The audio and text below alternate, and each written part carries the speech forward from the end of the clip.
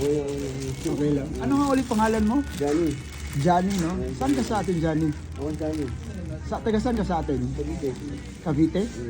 Saan sa Cavite? Tuloy ito po, Ay, sa may Sapote? Tagal mo na rin dito sa Calgary, no? Naalala ko, nakita kita dati dun sa Tim Hortons, eh. No? Kumusta ka la? Wala. Saan ka nakatira ngayon? Saan ka natutulog? Wala? Hindi ba malamig? Malamig, eh. Oo. Sarap.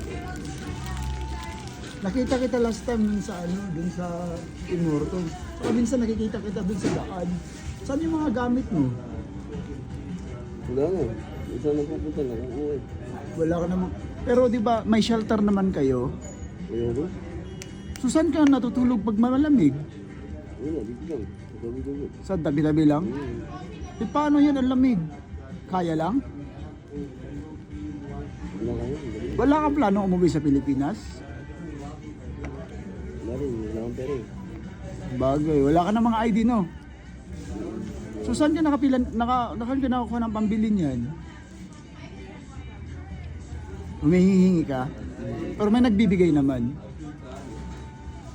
Uy, ingat ka palagi ha, malamig pa naman. Mag-pray ka rin. Nagdadasal ka ba? Magdasal ka na, tulungan ka rin. Baka makapanood ka ng pamilya mo. Say hi. May mama papa ka pa sa Pinas? Wala na?